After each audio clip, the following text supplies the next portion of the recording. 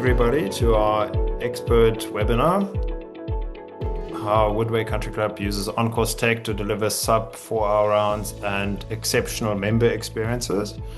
I'm very excited to have Michael Crawford, the head golf professional, on board for this session. Michael, how are you this morning? I'm doing wonderful, thank you. Fantastic to have you. Thanks for making time. What's the weather like where you're at? And when Cold. was the last time you had play out? Cold, actually. We actually still have some people going out. Our super doesn't ever take the pins out, so people can walk and play. We had actually 4 people play yesterday afternoon. I thought it was a little crazy, but hey, why not?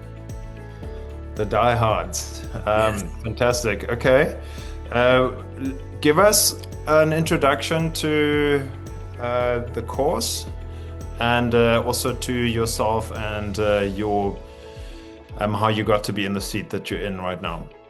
Uh, Perfect. Yeah, so Woodway Country Club's Willey Park Junior Design, obviously founded in 1916. We've had changes over time. I've been here since 1999. I came on as an assistant pro and took over as head pro in 2001. During that time period, the clubhouse that you see in that slide was built. Because of that, we changed the routing of the course. All the holes, except for one, remained intact. Just for routing purposes, we decided to build a new green complex, which you also see in that slide, which is our 9th hole. We roughly 5 years ago hired Bruce Hepner to do a restoration project for us that has been extremely successful. The members love the way the course is playing, and even our long-term members think that the course plays better now than it ever has. So it's a wonderful piece of property, different elevation changes. The greens are perfect. Very fortunate to be here, and it's just a really special place.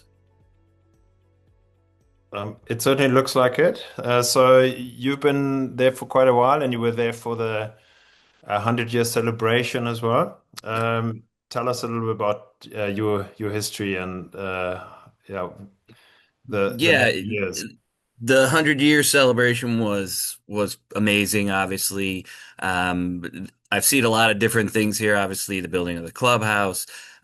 We unfortunately were one of the courses affected by we'll call it rogue chemical, back in 2015, which actually killed all of our greens.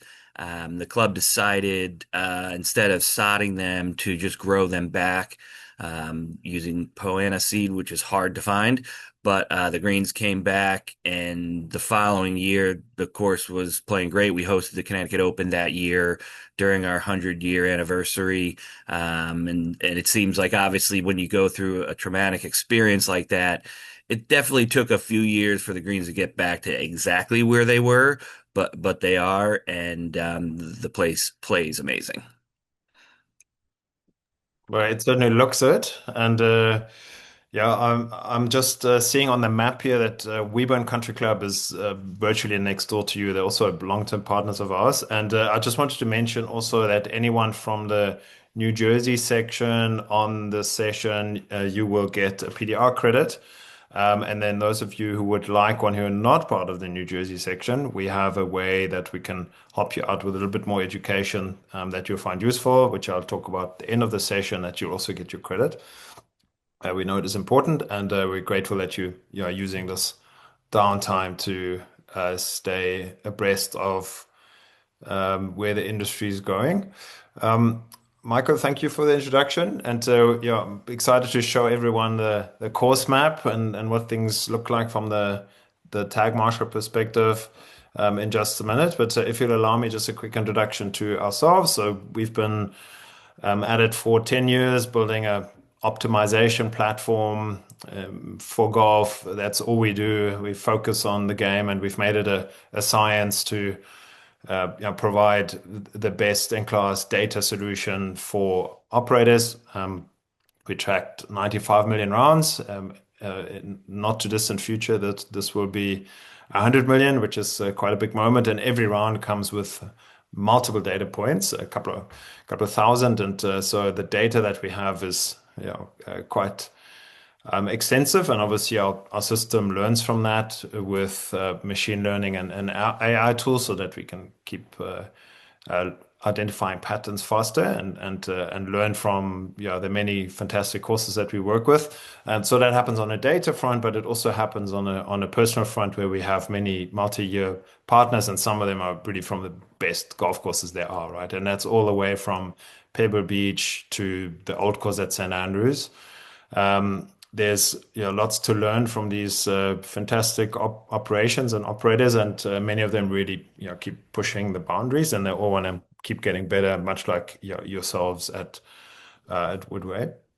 Yeah, we're getting close to 900 partner courses now, which we're very proud of, and our very first one from 10 years ago when we started was Erin Hills, and they're still proudly using our fourth generation program now. So fantastic, and that's why we love golf, right? It's all about relationships, and yeah, we're very grateful to be working with so many amazing operators.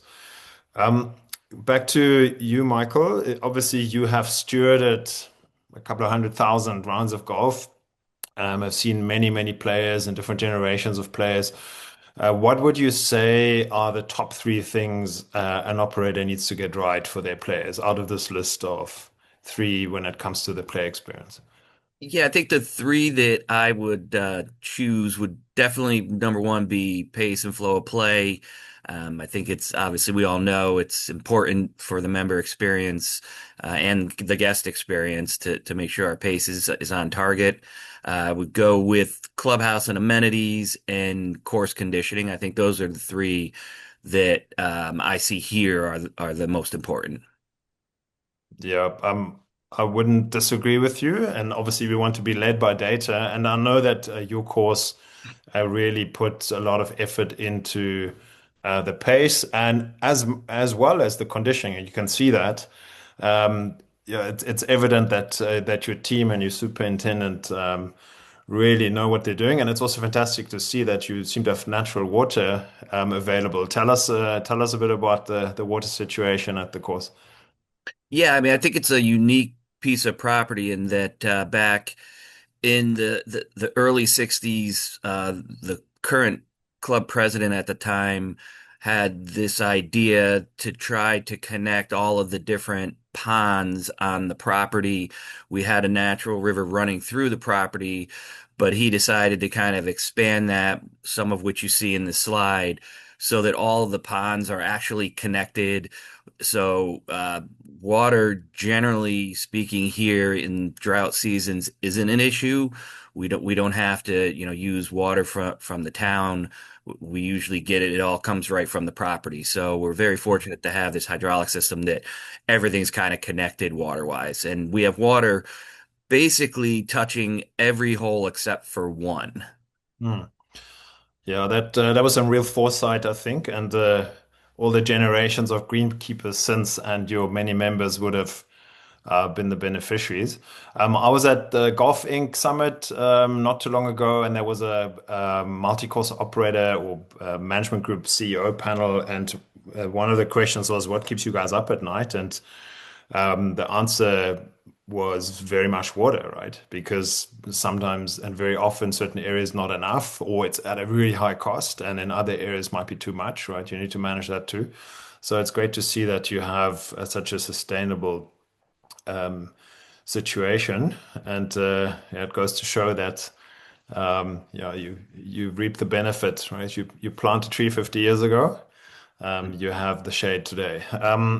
So yeah, from the player experience point of view, yeah, you mentioned pace of play is important to you at the course, and for good reason, right? You really want to do right by your members and many guests that come and play too. So the broader research here paints a very interesting picture, and this is a USGA piece of research that was done with the University of Wisconsin Start and led by a good friend of ours, Professor Christina Skunova, who's the head of golf operations at Erin Hills. So she's been for the longest time wearing two hats, being a a senior lecturer and a prof at the university and doing a research also with the USGA and others, and yeah, really breathing the fantastic experience into what Erin Hills is today. And, yeah, you remember Erin Hills obviously hosted the US Open a few years ago, and this year they hosted the ladies US Ladies Open. So they really know what they're doing. But going back to the research quizzed a couple of thousand golfers and also was on site at quite a number of facilities across the country, different types, municipal, resort, all the way to private, to really get a cross section of what actually matters to golfers, because the research wanted to find out what are the things that we really need to do well if we want to retain golfers, right? And there's 1,000 points, which does sound a bit crazy, but if you think about it, your decision to book a round, which you may do online, or driving through the gate and being greeted and checked in at the clubhouse, all of those are touch points. And then obviously there's lots of touch points out on the course, and touch points even extend post round and once a person's back home, and they may get an email from you thanking them for their round, and perhaps they'd be interested in reviewing how it's gone, or you want them to know about your next event, right? All of those are touch points, and what the research shows is that some of them are perfect delighters, and they're delighters, and some of them are neutral, it doesn't really matter, and some of them are frustrators. And the most frustrating thing for golfers, both are pace related. The one is corrective pace of play actions, which in the traditional sense is a rather combative marshal coming over and saying, "Hey guys, you're slow, get on with it," right? That is the worst thing for golfers, and they cannot stand it. And that's why that marshal normally um, doesn't have an easy job, right? Because the golfers immediately get defensive. And then the other thing that is very tricky for golfers to compute is, well, if other players are in their way, right? And they're feeling like they're being slowed down, and very quickly their perception becomes reality, and they're like, this is going to be a 6 hour round. This is a nightmare, right? So these are both difficult things. And then on the flip side, on the left here, satisfiers, the absolute top level perfect delighter satisfier out of 1,000 things is positive friendliness and etiquette of the marshal and play assistant, because that is so unexpected almost, right? So if that is a positive interaction, players love that. It makes their day. And very close to that, conditioning somewhere in the middle, um, open tees, tee time availability, those things are up here too. But information provided about pace of play expectations. So put yourself in the player's position. Most players think they're quick, right? And they think other players are slow, right? So they want there to be good communication around pace of play, and for your course to show that you have got competencies around this, you would take care of it so that they feel safe and trust you with their round and their time, right? Yeah, that was a long way around explanation to show that pace really is a big deal. And Michael, if you think back a few years before you had technology in play, that we're obviously going to talk about the technology in just a minute. What were some of the pain points that you used to have, yeah, being faced with exactly that? And obviously, yeah, if especially at a private club with members that have opinions, it's not an easy thing to manage. Yeah, I think that before we had Tag Marshall, our average round was somewhere in that 4 hour and 20 minute to 4 hour and 25 minute area. And I think that, that might not sound like a terrible pace of play, but I think at a club like this, just the fact that we've been able to shave off 20 minutes with the use of tag marshals been a tremendous change in, I think, members' feelings when they bring guests here or they're at the club. I mean, I think when they built this new clubhouse, that one of the challenging parts about it is that our vantage point of the golf course is fairly limited. We can see from where our starter is, the first tee, we can see the second fairway, the eighth fairway, and the ninth tee. Basically, that's all we get to see when we're around the pro shop. So having the ability to see the whole golf course all the time and where players are has really changed how we can manage the golf course. It makes obviously staffing much more effective, where before Tag Marshall, I had to employ somebody that would basically spend the majority of their time out on the golf course. Where now, you don't have to do that because in real time you're seeing where everybody is. You know, hey, I've got to watch these areas because the data we received from Tag Marshall kind of confirmed what we knew, but we didn't have any way to kind of socialize that to the membership. Hey, we know that our sixth hole and our seventh hole area is a pinch point for pace of play. The 10th, 11th, 12th area is another pinch point. But we were able to provide the data to the membership saying, yeah, we are accurate in what we think. It allows us, me in particular, to work with my superintendent.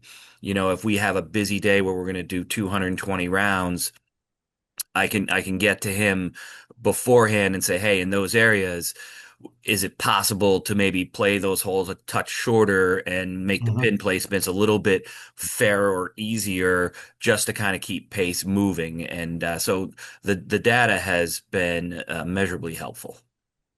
Yeah, that's exactly what we're hearing a lot, right? So you can never know enough about your course according to data, right? And then it becomes a firm um, a firm environment that you can really work with. And I love that you're working so well with your superintendent because that's not always the case, right? Because but for you to pass on information and also then showing if we do this, that happens, and having the data to back it.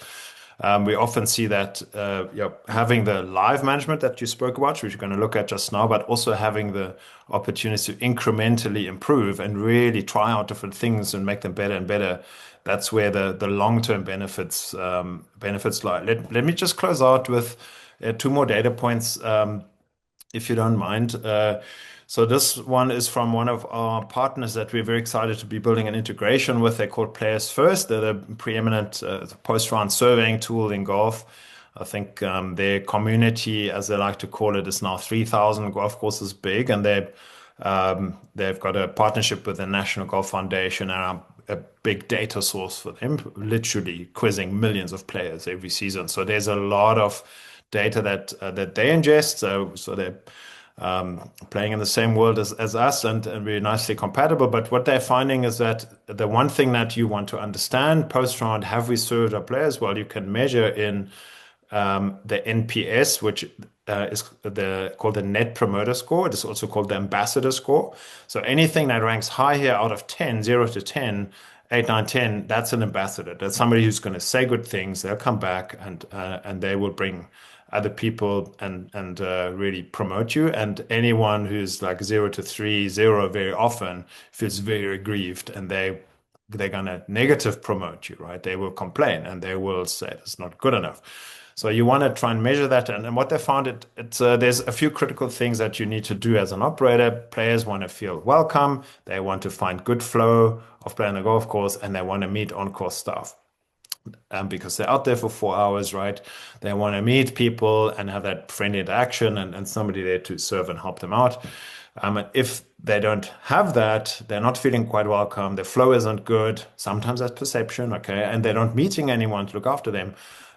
Firstly, restaurant visits go down, and also the Net Promoter Score is really, really negatively impacted. So, yeah, to back that a little bit further, that Net Promoter Score impact of medium to good pace of play is really positive. That's what's expected. But if it's bad, everything else tanks. Everything else goes bad. No matter how fantastic conditioning was, no matter how friendly your clubhouse staff, no matter how good the burger, this is what people take away. And the other, and I find this really interesting, the other a piece of data that they shared, and this is private club specific, is that satisfaction with pace of play adjusts according to how long a player has been with the club, the seniority of their membership, right? So they're quite new. They're obviously, hey, I'm finally a member. I've been on the wait list for a while. Now I get to play. Everything's fantastic. And then 3 to 5 years, that starts to wane a bit. And 6 to 10, now they know the golf course really well, the ins and outs. Their perception about pace of play changes and they're a bit more critical, right? So that's interesting to see too. And I'm sure that you will find patterns like this when you think of your membership. Who are the players that yeah, sometimes have opinions here. And yeah, so we're gonna look at the data at your course, and also how you use the technology to proactively manage the pace. Um, so the tag master system comes with a bunch of front end options. So you have your walking unit, which is in play at Woodway and at many other courses that will use a fair bit of caddy play or obviously walking golf. We have a unit that can be installed in a golf cart and it can also do cart stop. And then we have our version of a GPS, which is either 10-inch or 8-inch, and that one has all the GPS amenities. Really bright screen. Players love it, and it obviously can give you the to the pin or to the green distance, food orders, all of those good things. But the primary driver here is that these units need to feed data onto a live map, and you can think of that as a Google Maps or Waze of what happens on your golf course in real time. We look at it just now, and there's a lot of backend data to help you make better decisions and also track your performance over time. So here's the unit. Um, and here's what a day might look like that is zoomed in a little bit at Woodway. Tell us a little bit about two things here, Michael. Firstly, who have you got dialed into the program? Who's looking at this and working with it? And then maybe a comment on how do you know what's going on in terms of the colors? Yeah, man, I think that so obviously we have the starter dialed into it who has a podium outside in our setup area. We also keep the counter at the golf shop dialed into it all the time because I think inevitably we all know golfers tee off, they go out, they get to the second hole, and the phone call comes in. Oh my gosh, it's so slow out here. So having the ability to keep it at the counter allows that person, whether it's my shop manager or an assistant golf pro, who takes that call, to be able to look at the map in real time and have an answer to the group like, "Hey, listen, I understand, Mr. Smith, you're on hole three or you're on hole four. I see on the map you're actually on pace, or you're not being delayed. You're just playing very fast." Mm, And it helps make that first interaction when one of my staff goes out on the golf course a lot easier because, I mean, I think we know we all have those golfers that play excessively fast. And when they get on the golf course and they end up in a situation where they have a group that's playing on pace, but not to their pace, it can make that interaction kind of awkward. But when you have the data and you can say to the member, okay, listen, you started at X time, you're X minutes into your round, you are currently on pace. Yes, you're just playing a little bit faster. They do understand that. And then it makes it easy for us when you can see the real time map and the colors come up and you say, oh, yep, I've got a delayer here, or I've got mhm, somebody who may not be delaying anybody, but is playing slow. We can go out onto the golf course. You can go directly to that group and say, listen, this is where we are. You know, I find that when people are given actual concrete data, mhm. it diffuses a lot of the questions or the theories of the everyone's playing slow on the golf course. Sure. Yeah, like it's great to actually see the design of the course, and like you said, there's quite a bit of water, but also what you described is that your clubhouse.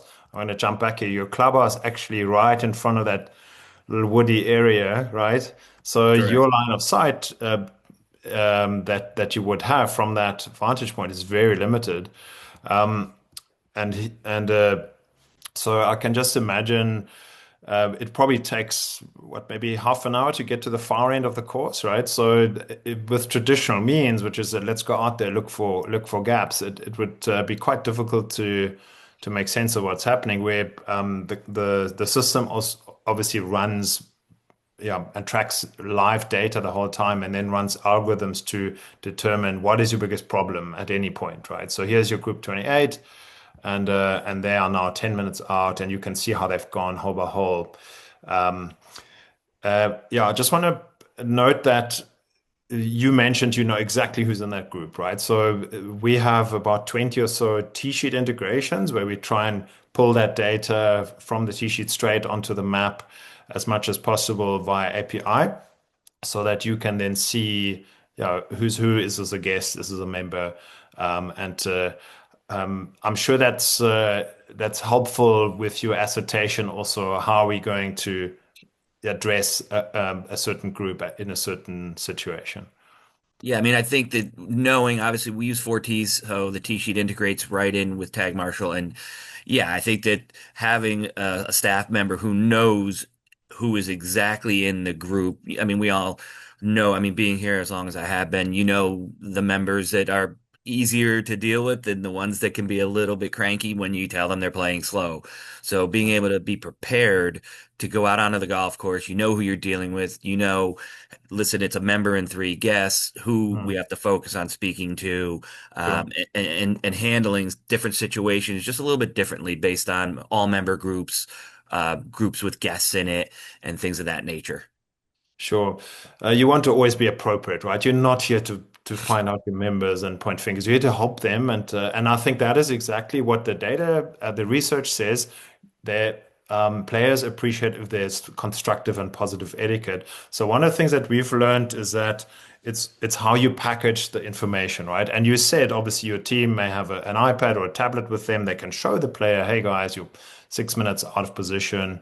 Let's try and get back in position," right? That is a very simple message versus you're slow, right? Right. Which players will fight you.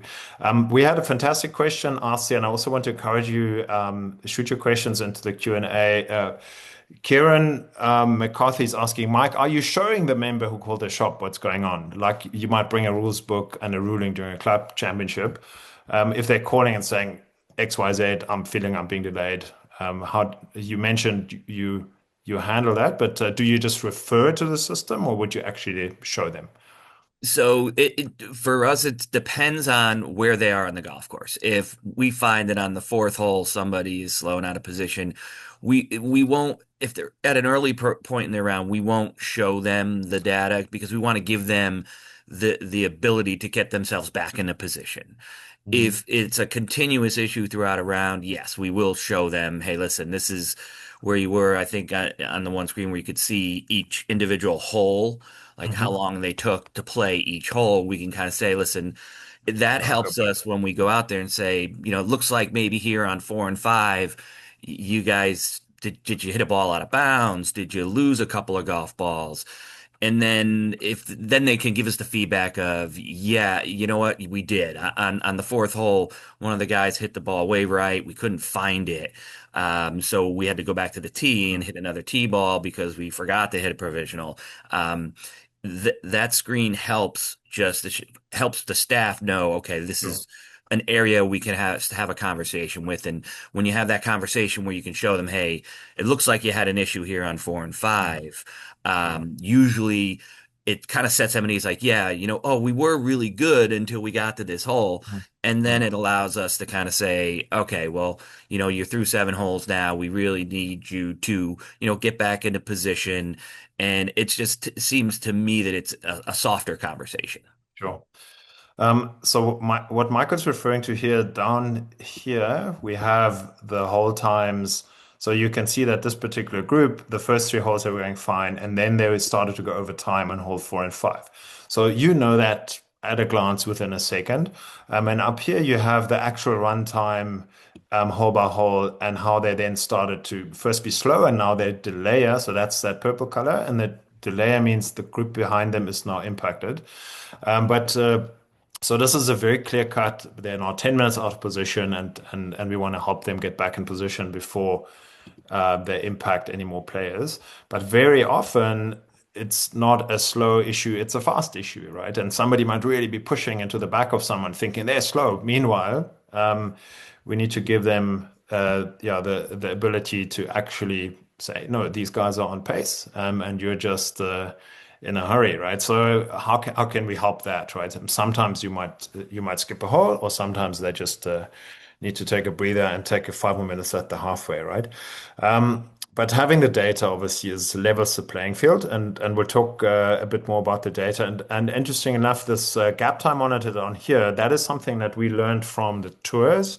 So we work with the DP World Tour that used to be called European Tour, and we do the British Ladies Open and some of the USGA amateur events, other events, and the tours want to look at the gap time. That is their main measure, and we find a way to visualize it so you can see where the gaps are in the field, because they may not even know the golf course that well, especially if it's a run-of-the-mill tour event and not a big major that they're preparing for months. They're just going from one course to the next, right? So how the course runs, obviously they get to know it over the week, but for them that gap time is a key indicator, and it's a very clear way to see what happens out on the field. Michael, you mentioned efficiency is obviously important, and you can deploy your staff and your so your labor hours more appropriately. Um, there's a few tools, obviously, that the system has. One of them is geofencing. So in this case, oh yeah, first tell me, you do have a few golf carts, right? How do you get them on the map? So yeah, we have obviously we have a caddy program here. We have golf carts. Generally, on an average year, 56% of our rounds are cart rounds, and the rest are either caddy rounds, walking rounds, push carts, things like that. Um, so if it's a cart round, we just put the tag in the dashboard of the cart, and it sits there when they go. If it's a caddy round, we usually give it to one of the caddies. If it's a push cart, we put it in the push cart. If it's somebody that's walking, carrying their own bag, we'll just clip it to their bag. Sure. So, yeah, this is a really lightweight and smart application of the system, right? And it caters to your walkers, your caddies, and your carts. Obviously, a course that does mostly cart runs, they would normally prefer to just install the units, so everything's automated. You don't have to touch them. But I fully see why you have gone, yeah, with this application. And one of the things that you can obviously consider, you can say in the system, you're marking this unit as it's in a cart, and then you could set up a geofence that then says, okay, this cart is not supposed to go there. So at least we have a data point, so we can have a conversation with a player that keeps doing things that are not quite compliant. So this is a consideration, and obviously, if you have it installed, we can even go as far as stopping the cart if somebody goes somewhere we're not supposed to. So but I always believe that players, for the most part, and certainly a private club, want to be compliant, right? They don't want to mess up their own golf course. What is your experience with that? And are you having these conversations with your superintendent with regards to turf protection and the options that you may have with technology? Yeah, we definitely have had the conversation. Actually, this year we did about potentially moving to the unit that's installed in the cart because when we started this restoration process, the club has added significantly more fescue areas. And I think my superintendent's biggest pet peeve, it's not the cart being too close to the tee or to a green, it's the cart that goes into the fescue. Because the damage they do, I think we all know, is noticeable right away, and it's just one of his biggest pet peeves. So we've had discussions here at the club of potentially moving to that system, and then obviously putting more geofences on the golf course. But we haven't made that decision yet. But it's definitely a conversation we're having. Sure. The nice thing is you can always try it out, right? And then see how it goes for you. So one of the questions that's just come through, do the tags ever do you have problems with players and tags leaving the property? I would think that you've got workflows that normally have your team handle that. But yeah, what I do see one geofence here, and I'm assuming that is somebody goes to the car park and they still have a tag, then you would get a notification. So do tags sometimes go walkabouts, or do you normally get them post round? We actually have been fortunate that I would say since we've had Tag Marshall, I think we've only had five tags leave the property. And I think the one time it's the caddy who has it in his bib and Yeah. he takes off and you don't see him because the member pays him or he goes from our 18th green, which is on the other side of the building, directly into the parking lot, and he scoots Sure. out because he's in a hurry to get out of there. But generally speaking, when they go in the carts, obviously that's not an issue. When they're in push carts, it's not an issue. It's really the only time we've ever had, and I think it's been maybe three tags in the history since we've had tag marshal. It was a caddy that was scooting out of here really quick, and then the beauty of the system is you see exactly where the tag is. It's not like when the tag leaves the property, you never see it or you don't know where it is. Literally, you can locate it wherever it is. It could be overseas and you would know where it is. Um, Sure. so then, it gives us the ability of, okay, we know where the tag is. And then obviously because we have records, if it was a caddy, we're like, all right, who do we know that lives in these areas? And then Sure. the starter can reach out and say, hey, I think you got a tag. Can you bring it back? Get it back, sure. But you also know who's got it, right? Because it's Yes. Yeah, assigned. because it So, was assigned. Yeah. Well, and um, that's the one thing that I don't know. I think we're going to talk about it later, but hmm, um, we hadn't used the option of assigning caddies yeah, to yeah. groups and tags, and we are definitely going to use that going forward because, yeah, that'll make it. Then we'll know exactly who has the tag. Yeah, we will we'll talk about that. But it's I mean you've done what 40,000 rounds on the system, right? So that's really is a very, very minor outlier. Yeah. Um, One of the things that the system does over and above the live map and obviously the data in the analytics hub, which we're going to talk about just now, every single round has what we call a track map, which is an accurate history of everything that happened in that round. So that's your timestamps, what was your status on pace or slow or delay or being delayed? Were there any interactions with the team? How did you go for time? Who was in your group? All of those things are in here. Tell us a bit how you use that in your workflows and where is it useful? What's actually useful is being able to, like as you see on the screen, where you can make notes. When if you speak to a group, you can say, "Hey, Tim or any of my guys, they went out, they spoke to him on hole X at this point," and then it just tracks all that. So if a member, it never fails. Well, I didn't know I was slow. Nobody spoke to me. Mm, It allows you to actually keep records, and then you can say, "Well, no, our records show, we were spoken to on this hole and this hole." So it's a really good feature to see, and that track map is good. I mean, I think from the standpoint of if you want to review a round, like if you wanted to see really like where things went wrong in a round where the delaying happened, did they end up somewhere way off course? And that's the beauty of it too, is that when you're seeing it real time, if somebody's in a cart or a caddy has a tag, and you're like, Wait a second," you see the tag that's on a completely different hole, yeah, there's wayward shots going on. sure. Yeah. Yeah, so going back to the question of geofencing, obviously this also keeps a record on did somebody go where they're not supposed to, right? So then you Correct. can have a educational conversation as needed. Um, yeah, and again, sometimes we get a member or their guest saying, "Oh, this round we played a week ago," right? I still remember it was 5 hours long, right? And then you can actually go back and say, "Well, let's see what really happened," right? Where again, like if you don't have the data, this is an impossible conversation to have. Yeah. Okay. So the assignment of names pulling in from, in your case, 40s, we want to obviously automate that as much as possible. But there is a way to have additional data. You can say this is a guest, this is a member, or it might be a first-time visitor, or it might be a new player, or whatever it is. And in this case, you can obviously add a field also for your caddies, right? And then you have a drop down, you can pick the caddy's name, and boom, you have another data point that is helpful. Um, so again, a little bit of discipline around getting the data into the system, and then you've got so much more to work with when it comes to understanding your business, right, and how things run. So we want to talk about the data, and I know that there's more questions coming through.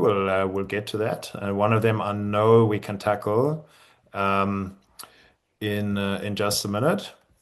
So here's some more of the backend data, which shows you how a period of time has run on the course. So that's a single day, but you can also look at a week, a month, or a 3 months period, whatever you select, and then you will see either individual tee times or individual days on this and how they went for pace.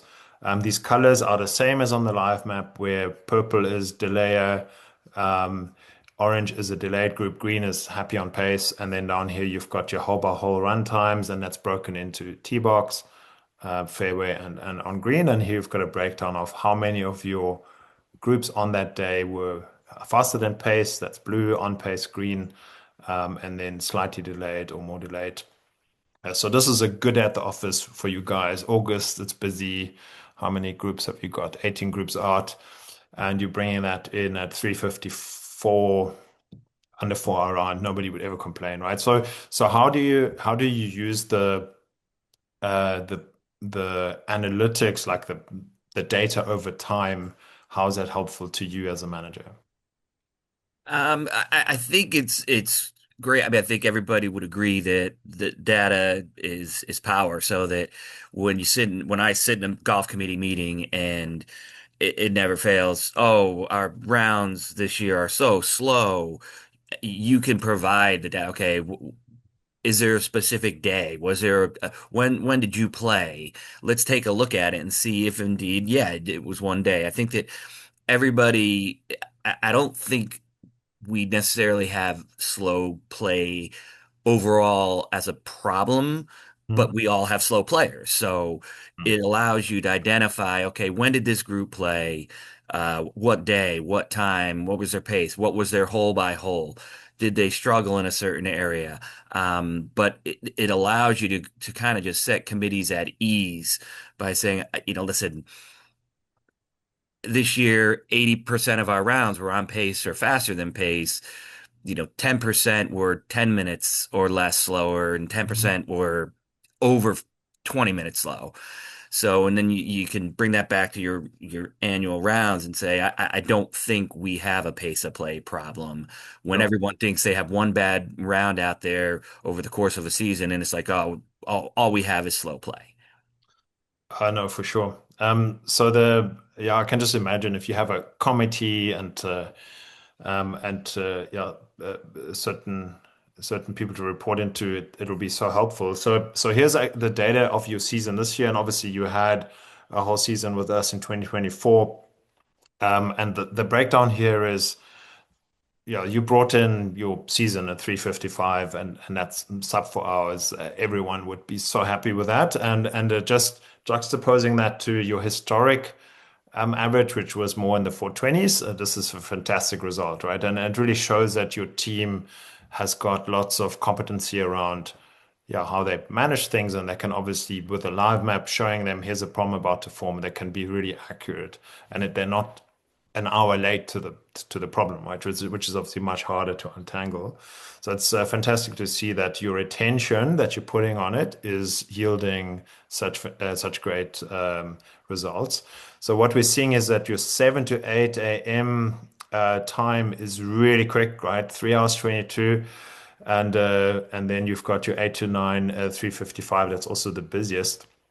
And here's a fun one that one of your colleagues from Naples in Florida taught me. If anyone asks you what the course record is, or what he does, he says 3 hours, 12 minutes. So he immediately shifts people's attention to pace rather than the score, and it never fails to get a laugh, obviously.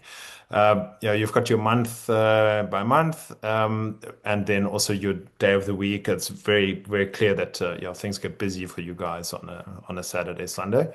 Um, and here's your breakdown of the group status. And this is really textbook. There's just a handful of players, and sometimes that's 6, 7, 8% that might delay others. And I can tell you that this is where a lot of these groups you're actually bringing back in a reasonable position, and the impact they have is limited, right? This is well run, managed, and well managed, but it just shows you that you have to be accurate and have to get to the right players at the right time to make sure that yeah, things uh, don't get out of hand and they don't start impacting five, six, seven, eight groups behind them. And you very clearly can see that. But what you can also see, and we spoke about that earlier, is that um, you don't have a pace of play problem. Sometimes you have a fast play problem, right? Because your 14% of your groups are 40 minutes faster. And there's also a designed reason for that, which we'll talk about just now. But there's a lot of quick play art on the course, which you obviously need to balance and manage. So it's just really good to have that insight. Yeah, and one of the things that yeah we always when we start setting up tag marshal, we obviously have our own logic as to how generally holds should run, and we get input from the operator to set the base until we can run some data through it. But very often we see that the whole by whole runtime, yeah, there's quite a bit of fluctuation up or down versus how we expect things to run. Um, how have you learned about some of your holes and have you made some adjustments to this over time just to dial things in more tightly? Yeah, I think we adjust every single season, and working with our rep Cole, we've already made a couple adjustments for next year. I think one of the things that when I look at this, I look at actually the 10th hole, which Hmm. this year we did a project that took place in the spring. We weren't sure if we were going to do it this spring or in the fall, so we did it in the spring, where we added length to the 10th hole. And the 10th green on our course is one of the more challenging greens, and then we added length to it. So, looking at these numbers, it tells us, okay, listen, yeah, we added length there. That hole's playing slower now than we thought it did last year, and we can reallocate our time setup per hole. And I think the first ones, I think the hole one, I always look at that and I go, yeah, that how many breakfast balls get hit off the the first tee. So that one generally plays a little slower, but yeah, this is super helpful for us because then you can adjust per hole. So when you're Mhm. on a day to day basis, it's not showing a group being slow or a delayer based, or I Mhm. should just say slow because you have your time targets Sure. correct. Sure. Yeah, and what's also good to see is that obviously we want to measure, and this is that breakdown, right? Your T box time on T box, where T box wait time is a big gripe for players. Time in fairway, time on green, but also your halfway house needs a time allocated. And here's a funny story from Pinehurst. They really know what they're doing at Pinehurst, right? But they found major fluctuations in their halfway house performance, and they realized depending on what a player orders and depending on the kitchen's readiness, um, and it was as simple as a hot dog. And if it takes too long to prepare that hot dog because the kitchen's not quite ready, it's a 10-minute addition at the halfway house, which throws out your back nine. So they got a hot dog maker, right? That is always ready, and then they said, well, now it's 90 seconds, no matter what, right? Just bringing consistency in those little ways adds yeah, adds incremental and big wins then over time. So one of the questions that I have saved is from Dan. How do you guys handle people who consistently play slow? And I think there's two sides to this. The one is, do you ever make people skip holes like in your day to day? Like, how do you, if somebody really doesn't catch up, how do you handle that? But also, then you would anecdotally know player X very often is slow. So, this is obviously where the T sheet integration, and you must excuse that big black block here on the left, that actually shows player names, right? So, we have a member profile. So, we have profiles. This member's played 34 times a season, and on these days, and here's their pace profile. So the two questions, I guess, for you, Michael, how do you handle if somebody really doesn't catch up? That's what Dan wants to know. And then also, how do you handle if you need to rev things up with regards to golf privileges? you can't play the early tee times, that sort of thing. How do you use data for that? Right. So we do on occasion, if somebody is falling significantly out of place, we do make them skip holes. I mean, I think the hardest conversation is when it's a member with guests. That's a hard one. But when it's just members, we do. If they've fallen two or three holes out of place, we will ask them to skip holes. Um, the way the committee here handles consistent slow play from a certain player. And the data helps out tremendously because you're going to see the player every round they've played. You also see who they're playing with. So, it could be the combination of players that are causing slow play on a consistent basis. So, what the committee here does is any round that is over 4 hours and 20 minutes, the first offense, they get a casual phone call from our golf chair just saying, hey, listen, just friendly reminder, this is our pace of play. On this day, you played in over 4 hours and 20 minutes. Just be mindful of the players around you and be mindful of your pace. Just we're trying to keep everybody's round in a positive place. So then the second offense is an official letter from the golf committee. And then the third offense, and I haven't gotten to a third offense. We've had plenty of second offense. The third offense is players are restricted when they can make tee times. So there's a clear policy here, right? But again, I think having data to back your decisions, and for it's not easy even for the committee to do that, is yeah, probably very helpful. And without that, this gets very touchy and sometimes political at a cause. I've seen and I've heard many stories like that. Um, I think it was one more question that we can try to tackle if we haven't yet. Oh yeah, here's a question. Mike, on average with a club like yours, with caddies and carts, are you finding better plays with one caddy, one cart? Maybe just some of the anecdotal is carts quicker than walkers, caddies than self-walking. Um, what are you seeing? What's the data telling you? I think that, I would have said when before we had Tag Marshall that yeah, for a foursome playing with two cards, definitely faster, definitely faster. And then as we started using Tag Marshall, what we started to find was that a group with two caddies was pretty evenly paced. And this is, and I'm going to say this is our average golfer, not our super fast player. Players with caddies were moving at a pace that was very similar to players with carts. Hmm. And what we found is that when players have carts, they go to each golf ball. Players with caddies, the guys tend to spread out a little bit more, and that moves along a little bit faster. Um, I mean, does that answer the question, or I, Yeah, it definitely does. I think maybe on this note, yeah, how obviously the members are the most important people here. What has their response been to the technology, and yeah, so how are they finding the culture around it, and also your team having that information? they've embraced it, and I think that the person who embraces it the most is whoever's the current golf chair because he's found that it's so much easier to have a phone conversation or a conversation with a member about slow play when he's armed with the data.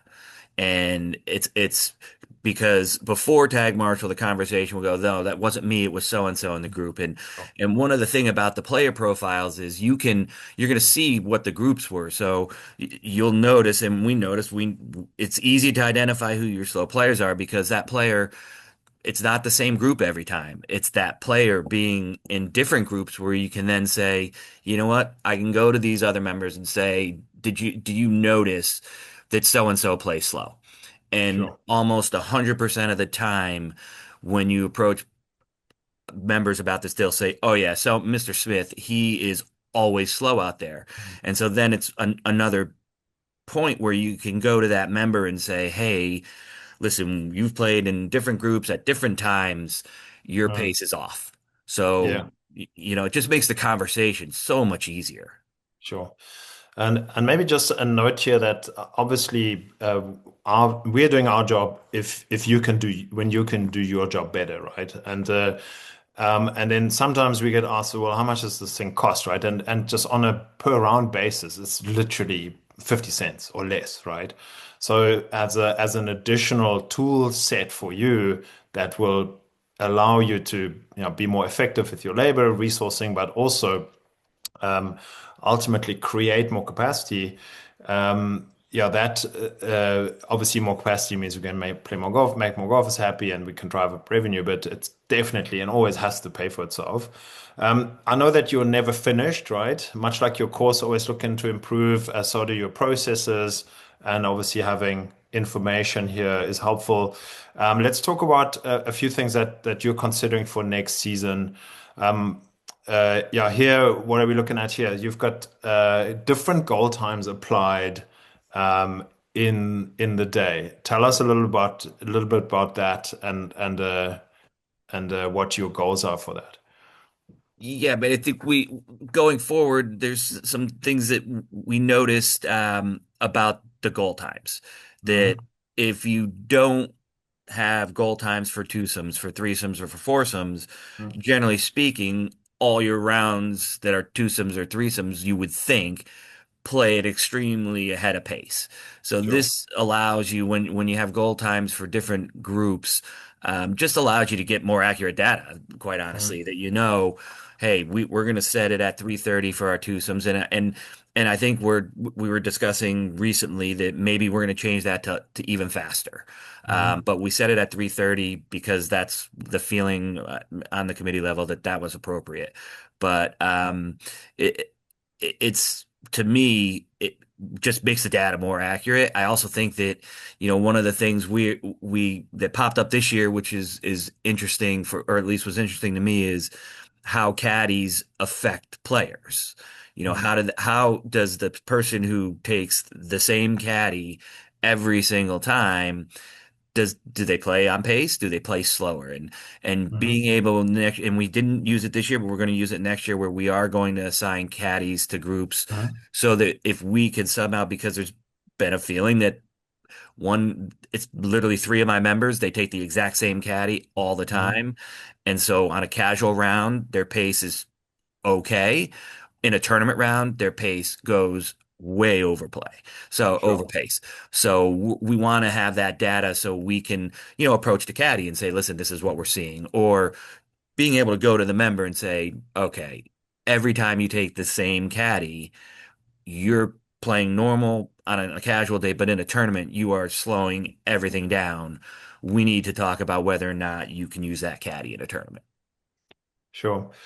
So maybe on this point here, we know that running a caddy program and running that compliantly third party is not easy, right? So we have actually built some of these functions into our system where the player is able to request the caddy rather than it going via the course. So there's various ways of doing it, but having the caddy as part of the data set absolutely makes sense. And then, yeah, we did speak about the additional data points that you can add and you can get your starter to input. So which tees up people playing from, for instance, I know that at Erin Hills, they really are trying to understand that better. And then they will ask, because their playing field is much more difficult to manage because they've got all sorts of players. Many of them play for the first time. And at the course, obviously, and they're all have major expectations because they're playing a major course, right? They want to have as much data as possible on what makes the round and what breaks the round, depending on are they playing appropriate tees and so on, right? But talking about the having different goal times, this is a concept that we have firmly built into our program, and you can have different goal times for different sections of the day, and then you can also tighten intervals accordingly, right? Because if you're running a certain period of the day at considerably faster, and you try and allocate players that will handle that and want that, you can then also tighten the intervals, and that's how you can create capacity, and you can create experience segments for certain players that want certain things, right? Some players may want to play with their grandkid, right? And they need a bit more time. Give them a segment. And some players really want to race around the course and get to work quickly or do that important call straight afterwards. Give them that segment so that they know I can play my round here in 3 hours and 20, right? Or 3 hours 30. And the more data you have, the more accurate you can be around that. And we very often see there's significant additional capacity that can be created. In your case, obviously, you're being generous to your players. You're giving them twosome segments, right? Again, if that's what your members are asking for, and you can manage them accordingly, that's fantastic. And you can then even tighten that interval to get them through their round quickly. Um, we have been fantastically on time here, Michael. It's exactly an hour, and I really appreciate all the questions that have come through and how well you've answered them for us here too. Um, Again, I mentioned earlier that if you want to learn a bit more about either how to optimize pace as a player experience factor, some of the learnings, some of the strategies, operational efficiencies with a system like this, or adding additional capacity and tee times. We've got 3 PDR accredited courses that are available.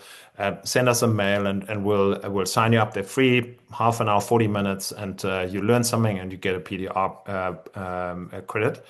So yeah, that would highly recommend if you have a bit of time just to educate yourself a little bit more here.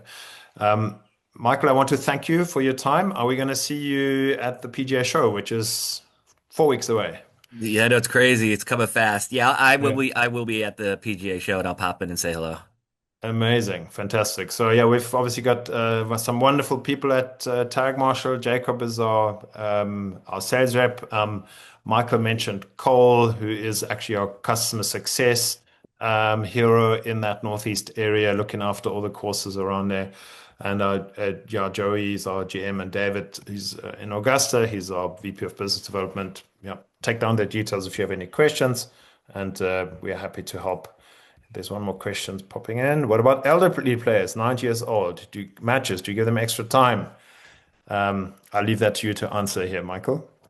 We do not. That last one of the last slides you put up there about being able to assign groups to certain Hmm, team markers. hmm. We're going to use that this year because we want to, capture some data on who should be playing what tees and Sure. how we can facilitate actually our encouraging our elderly members to play our shortest course instead of wanting to play the white tees all the time, Sure.